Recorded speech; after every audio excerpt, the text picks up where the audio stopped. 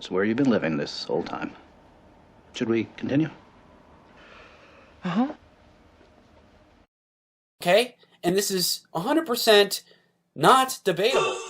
So today I'm going to talk about the flat earth theory. Yes, it may appear that you're on a flat surface because the curvature is so insignificant from your perspective. It may indeed appear flat, okay? And even that, as a piece of evidence in the first place, is completely rendered inert because depending on where you are on the planet. Now, another thing we need to take into consideration is the Coriolis effect. This indeed proves that we are on a spinning structure. And there is no debating this because snipers, for instance, and you can ask any sniper in the military, you don't have to go to a NASA website to figure this one out. They have to take into account the Coriolis effect when engaging in a long-distance sniper shot. Rifle shooting, okay? And we did talk in there about how when you're talking about lateral Coriolis corrections, it's always going to be to the right in the northern hemisphere, that it's going to be deflected, and it's always going to be deflected to the left in the southern hemisphere. We mentioned that for the purposes of long-range rifle shooting, that deflection is going to be independent of azimuth. And what that means is that no matter which direction you're pointed on a compass, as far as your horizontal Coriolis effect, the only thing you're going to have to calculate is your latitude. It's irrespective of direction of fire. So if you're shooting north, it's going to deflect you to the right the same amount as if you're shooting east or west or any direction. Doesn't matter which direction you're pointed as far as how far to the right you're going to come. Okay, now we're going to mess with your brains. This is almost impossible to explain in words, so I'm just going to have to show you.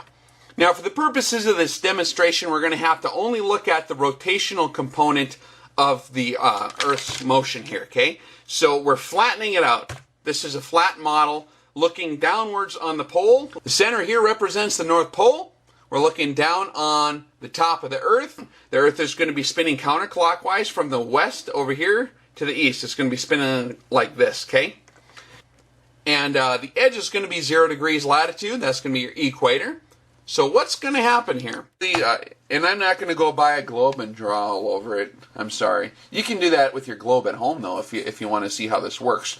But basically, shooting due east or due west at any latitude, the straight path around the Earth to orbit the Earth, because, your projectile's in free flight above a spinning sphere, is not going to be due east or due west or due east at any given latitude. It's going to actually cross that equator, go around the backside on the southern equator, on the southern hemisphere, on each and then side come back up of the and cross the equator again, and then that. You'll cross your same path again in that kind of a way. All right, the Coriolis effect, you have to take it into consideration, and this is also why we see hurricanes and storm systems spinning in two different directions on each side of the globe, of each hemisphere of the globe, and this is why snipers have to take into consideration the location they are on the planet when long-range rifle shooting. We're limited to 2,000 meters. At that range, you're not going to have any azimuth correction. Let's learn together. If you've ever watched the news during a hurricane or wintertime nor'easter, you've probably noticed that big storms spin over time as they travel. In the northern hemisphere, they spin counterclockwise. But if you were watching a storm in the southern hemisphere, you'd see it spinning clockwise. Why do storms spin in different directions depending on their location? And why do they spin in the first place? A storm's rotation is due to something called the Coriolis effect, which is a phenomenon that causes fluids like water and air to curve as they travel across or above Earth's surface. Time out. Time out on the floor. So the Coriolis effect is a phenomenon that causes fluids like water and air to curve as they travel across or above the Earth's surface, and this is a result of the spinning Earth. Okay, I'll go ahead and let you continue. Here's the basic idea. Earth is constantly spinning around its axis from west to east. But because Earth is a sphere and wider in the middle, points on the equator are actually spinning faster around the axis than points near the poles. So imagine you were standing in Texas and had a magic paper airplane that could travel hundreds of miles. If you threw your airplane directly northward, you might think it would land straight north, maybe somewhere in Nebraska. But Texas is actually spinning around Earth's axis faster than Nebraska is, because it's closer to the equator. That means that the paper airplane is spinning faster as well, and when you throw it, that spinning momentum is conserved. So if you threw your paper airplane in a straight line toward the north, it would land somewhere to the right of Nebraska, maybe in Delaware. Okay, wait, that's a technical foul or penalty or something. So you're saying, even though the Earth is rotating in that direction, that if I throw something from Texas towards the north, it is going to go also in the direction of the spinning Earth, not towards California. So from your point of view in Texas, the plane would have taken a curved path to the right. The opposite would happen in the southern hemisphere. An object traveling from the equator to the south would get deflected to the left. Hold up now, time out. You need to be more clear.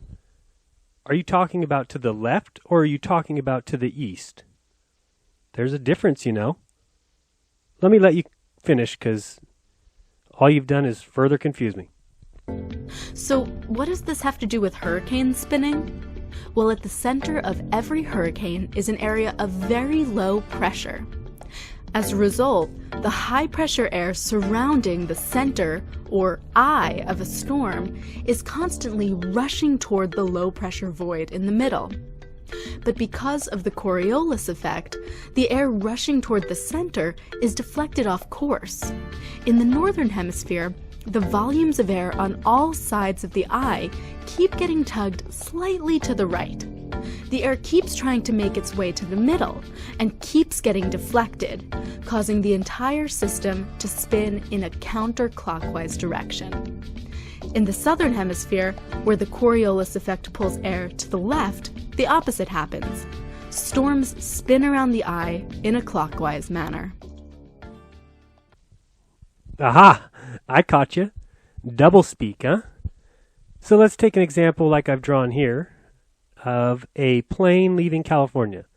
And I don't want anybody making fun of my drawings. I'm an excellent artist.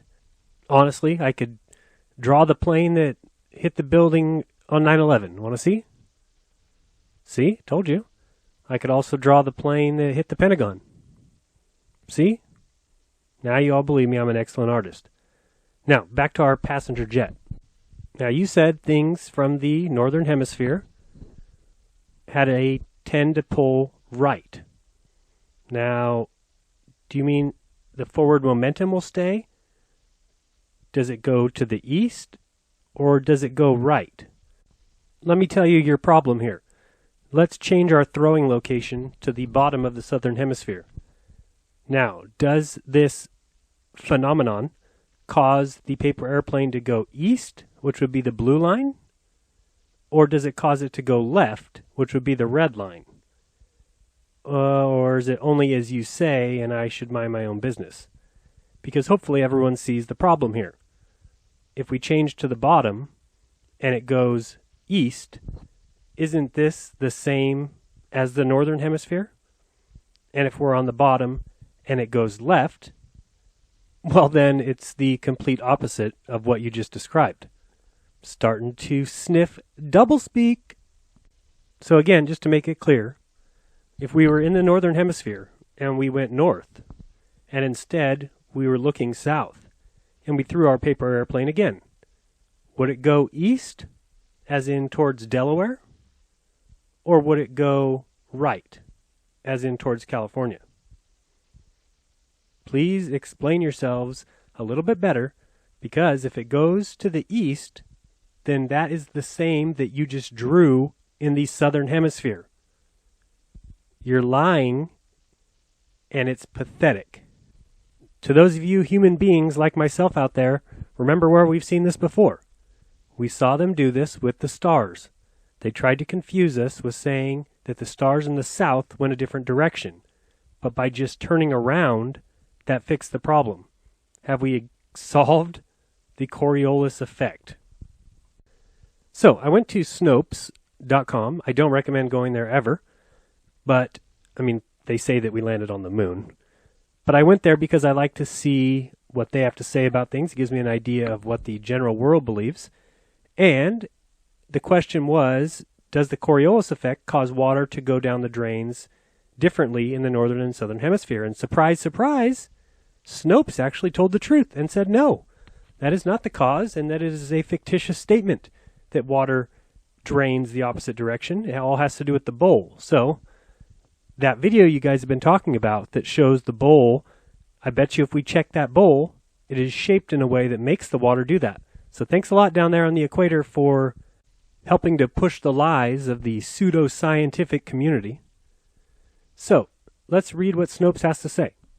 Snopes begins by explaining that people all over the globe experience different speeds as the Earth is spinning. So someone at the equator will be spinning 1,050 miles per hour, while somebody in, say, Alaska may be moving only 150 miles per hour. Now, no one's ever been able to explain why, if you lived in Alaska your entire life and then took a trip down to Florida, how you wouldn't get sick from the 150 mile an hour to 800 mile per hour change. But again, I think some of us are starting to see why nothing that they say makes sense. But Snopes continues, the apparent difference in speed results in the Coriolis force, an effect that imparts a twist to largish events happening away from the equator. Best known for its effect on air masses. As they move away from the equator, their speed, which matches that of where they started from. Excuse me? So if a plane starts in California, we can't then take its speed and add it to the distance that it's traveling? It continues. The Coriolis deflection sets cyclonic systems turning counterclockwise in the northern hemisphere and clockwise in the southern hemisphere. Likewise, a cannonball fired due north will seemingly veer a teeny bit to the east, and one fired to the south will apparently deflect ever so slightly to the west. Oh, you intellectuals, I'm so on to you. Anybody else notice that the end of this sentence, or the end of this paragraph, does not mention the northern or southern hemisphere? That's how it makes sense. But when you add that in, it becomes a false statement. Because what would happen if I launched a cannonball and fired it south, but from the southern hemisphere? You idiots. I honestly have no idea how you got away with it for so long because, again, I admit I'm not that smart, but I'll tell you another thing. I'm not that stupid. I mean, remember, all of this started with a thought experiment. Newton's thought experiment, that's real science, was if you took a cannonball and fired it with that top red line too fast or too far, the cannonball would go sailing into space. The second red line, the bottom one, if you fired it too close or too slow or not enough power, it would just fall and hit the earth because of gravity. But if you launched it just the perfect speed, it would go around and then gravity would just let it continue in its orbit around the earth. Which is how they say the ISS is flying. Sure, whatever you say. So let's look even further into this Coriolis effect. So, Newton's laws of motion describe the motion of an object in a non-accelerating inertial frame of reference. Google, are we moving? Let's see, the Earth at the equator moves at a speed of 460 meters per second, roughly 1,000 miles per hour. As school children, we learned that the Earth is moving about our sun in a very near circular orbit, and it covers this route at a speed of about 67,000 miles per hour. Okay, just making sure that we are moving. So we find out that when Newton's laws are transformed to a uniformly rotating frame of reference, that's when the Coriolis and centrifugal forces begin to appear. Keep reading a little bit further down and we see these additional forces are termed inertial forces, fictitious forces, or pseudo-forces. fictitious. Okay? Give us a little more credit as human beings. You know? I mean, I could go on forever disproving this. I really could. I could keep going and going and going. But I'll just leave some links in the description below further proving what I'm saying here, okay? And, you know, that's it. And this is something we need to speak out against, because I'm seeing people I genuinely respect starting to buy into this. What's the definition of that, Google? Fictitious, adjective, created, taken, or assumed for the sake of concealment, not genuine, false. Ladies and gentlemen, may I give to you science and the Coriolis effect, confusing the world for far too long. And so now we can see what happened. Newton had his thought experiment, but didn't know that later on that we need to be moving in order to make these guys seem right and keep their cush little jobs. And so they're nothing more than correction forces that do not even exist in a non-accelerating reference frame. But if they don't exist in the so-called accelerating reference frame, then that means they don't exist at all, meaning that we're not moving. Ha! It's simple, guys. We just need to dig in a little deeper, and we can find the truth. It's out there. Believe me. And I don't know about you, but I think it's time for a recap. There's no way people can be following this, so let me recap exactly what's going on in the universe. Don't worry, I'll make it quick. Now, the Earth spins at the equator at about 1,000 miles per hour around its axis, and this axis has a tilt of exactly 24.5 degrees, and that's where we get seasons. And as we spin, we also orbit the Sun at 66,000 miles per hour, and the Sun is located 93 million miles from Earth. And that Sun is just an average star out of the hundreds of billions in our galaxy alone. And the orbit of the Sun means we travel 584 million miles in 1 year, while the Sun also orbits the Milky Way galaxy at about 500,000 miles per hour, meaning it travels 4.4 billion miles in that same year, while the Milky Way galaxy is traveling at 1.34 million miles per hour, meaning it traveled 11.8 billion miles in that same year. Now, after all that, we never feel a thing. Add to that, the North Star Polaris doesn't change its location from our point of view. You may call it science, I call it a belief. In other words, I call it bullshit. I don't have a globe to show you guys. I can't believe I don't have a ball. It may appear that you're on a flat surface.